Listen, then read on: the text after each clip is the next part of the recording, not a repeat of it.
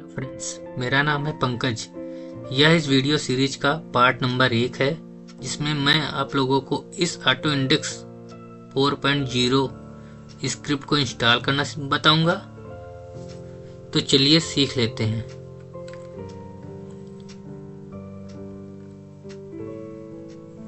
सबसे पहले मैं आप लोगों को बता दूं, जब आप हमसे स्क्रिप्ट खरीदेंगे तो वह पासवर्ड प्रोटेक्टेड होगी, जिसे पासवर्ड डाल के एक्सट्रैक्ट करना होगा।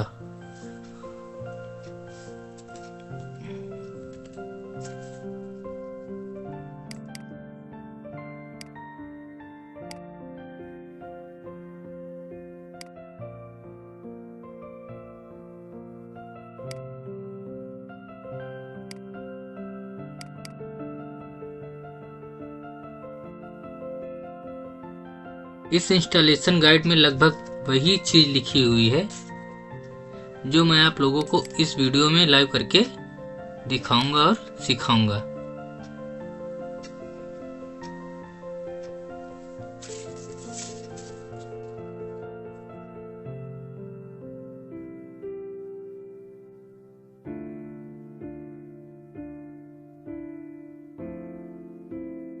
जैसे कि आप सभी लोगों को पता ही है, किसी भी PHP स्क्रिप्ट टेम्पलेट्स को रन करवाने के लिए एक वेब होस्टिंग की ज़रूरत होती है, जहां से आपको एक cPanel दिया जाता है और आपके होस्टेड डोमेन के लिए नेम सर्वर सेट कर दिया जाता है।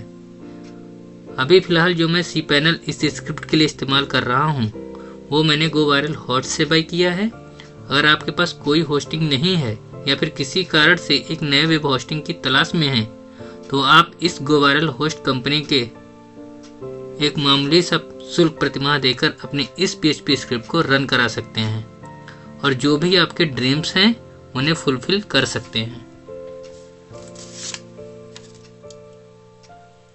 अगर आप हमारे दिए हुए एफिलिएट लिंक से होस्टिंग बाय करते हैं और किसी कारणवश होस्टिंग प्रॉपर्ली काम नहीं करती है, तो उसका रिफंड दिलाने की जिम्मेदारी हमारी होगी। यह लिंक आपको इस वीडियो के डिस्क्रिप्शन में भी देखने को मिल जाएगी।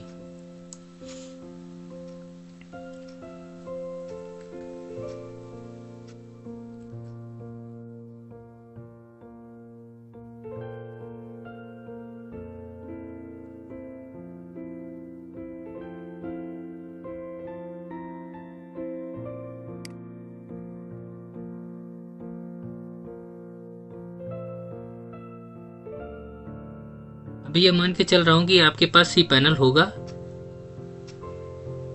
जिसे आपको यूजर नेम डाल के लॉगिन करना होगा। आप देख पा रहे होंगे कि मेरे cPanel का डैशबोर्ड कुछ इस तरीके का है। ध्यान रहे, अलग अलग वेब होस्टिंग के cPanel का डैशबोर्ड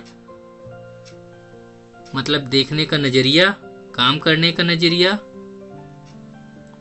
अलग अलग हो सकता है, लेकिन सभी का काम करने का तरीका लगभग सेम होता है।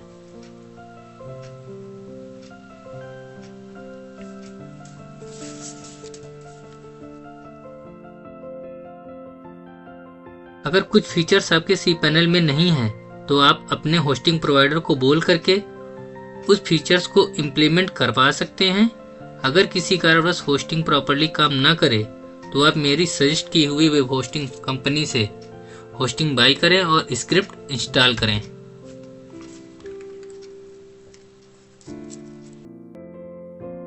मैं आपको फिर से याद दिला दूं कि इस वीडियो सीरीज के वीडियोज बनाने में जो वेब होस्टिंग का इस्तेमाल कर रहा हूं, वो GoViral होस्ट की है, जिसका मैंने पावर होस्टिंग का पैकेज लिया है।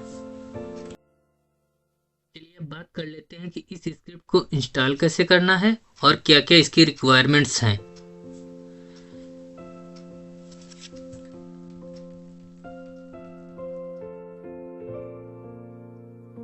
cPanel को लॉगिन करके फाइल मैनेजर पे क्लिक करिए।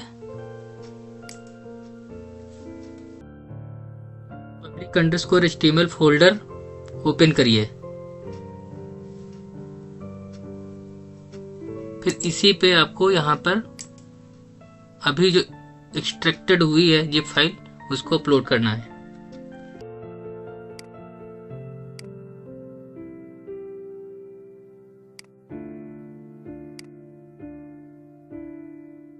100% अपलोड होने का इंतजार करिए।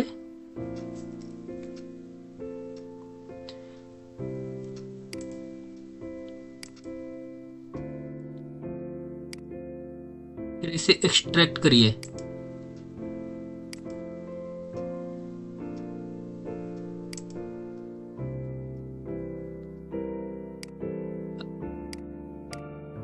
अब दूसरी टैब में अपनी वेबसाइट को ओपन करिए।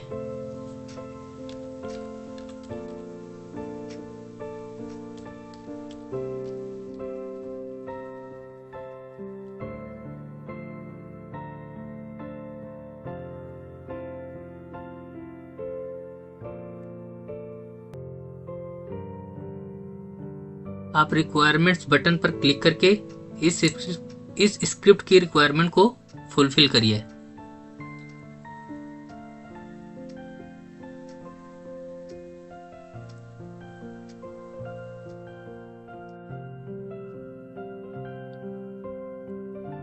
पैनल में आके मल्टी PHP मैनेजर में जाइए, जो कि सॉफ्टवेयर सेक्शन में दिया रहता है।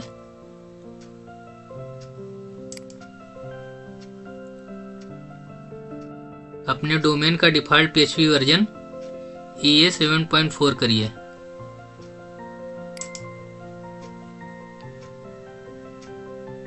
जो कि हमारे में ऑलरेडी सेट है।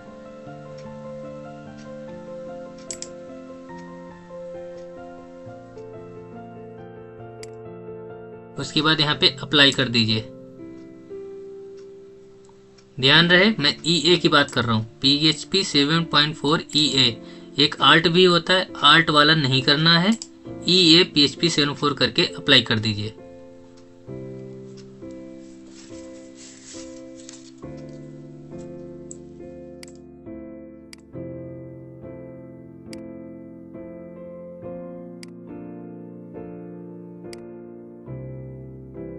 आप सिलेक्ट PHP वर्जन को ओपन करिए।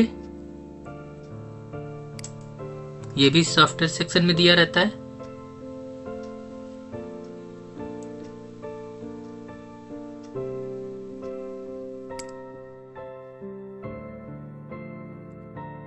ये बाकी जितने भी एक्सटेंशंस हैं, ये सारी की सारी आपको सिलेक्ट PHP वर्जन में मिल जाती हैं।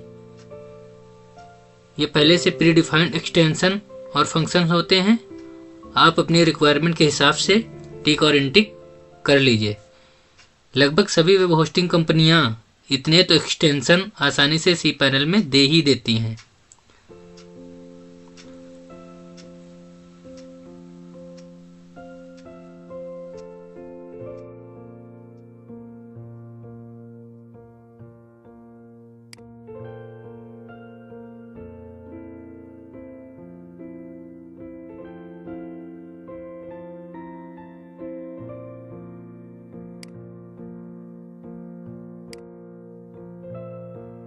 आप देख पा रहे होंगे कि मेरे cPanel में FFmpeg नाम की एक्सटेंशन नहीं है, जिस कारणवश मैं अपनी वेबसाइट में MP3 फाइल अपलोड करते वक्त अलग अलग बिटरेट्स में सॉन्ग को कन्वर्ट नहीं कर सकता, और ना ही MP3 सॉन्ग अपलोड करते वक्त उसमें वॉइस टैग मिक्स कर सकता हूँ, और ना ही YouTube टू MP3 कन्वर्ट कर सकता हूँ।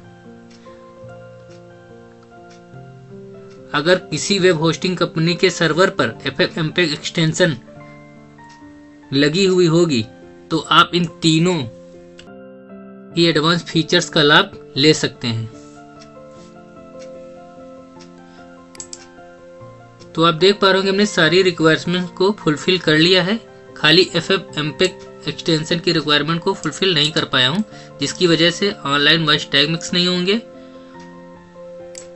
ऑडियो बिटरेट कन्वर्ट नहीं होगा, URL to YouTube to MP3 converter काम नहीं करेगा।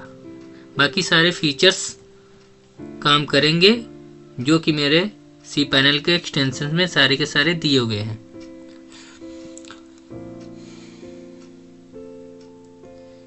चलिए कंटिन्यू बटन पे क्लिक करते हैं और आगे के प्रोसेस को कंप्लीट करते हैं। फिर से cPanel में जाइए, MySQL डेटाबेस विजार्ड में जाइए, जो कि डेटाबेस सेक्शन में होता है।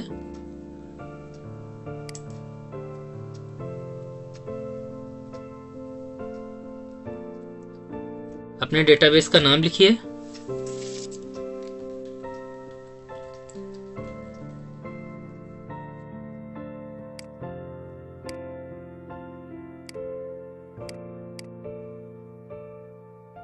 इस डेटाबेस के लिए यूजर नेम क्रिएट करिए। ध्यान रहे इस बार मैं यूजर नेम में ई हटा रहा हूं। आप देख पा रहे होंगे यहाँ पर मैंने यूजर नेम में स्टोर ई लिखा हुआ था, लेकिन इस यूजर नेम में मैं नहीं डाल रहा हूं, वरना डेटाबेस और यूजर नेम सेम हो जाएगा। मैं सेम इसी यूजर नेम को कॉपी करता हूं और यहाँ पे पेस्ट कर देता हूं, फिर से यहाँ पे पेस्ट कर देता हूं और क्रिएट यूजर बटन पर क्लिक कर देता हूं। ऑल प्रिविलेजेस पे क्लिक करना है और मेक चेंजेस बटन पे क्लिक कर देना है।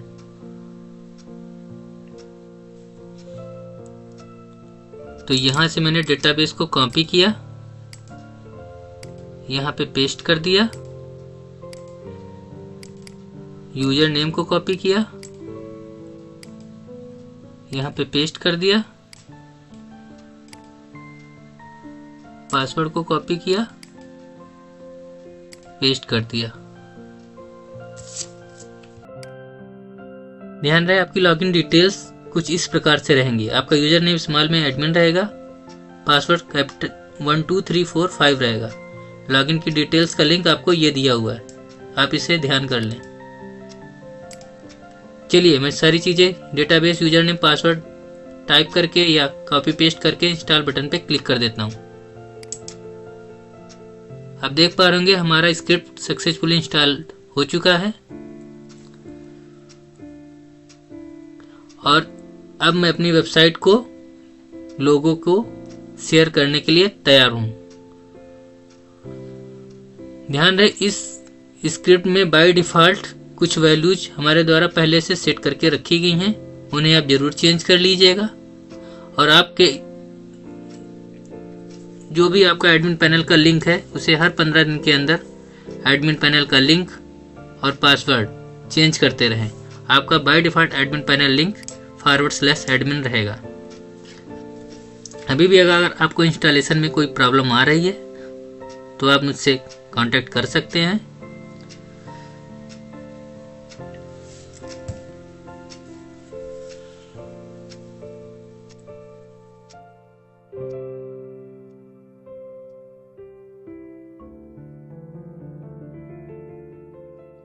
आप डायरेक्ट कर दिए गए हैं एडमिन पैनल पेज पर, जहां पर by default user name admin ही रहेगा, इसे आप चेंज नहीं कर सकते हैं।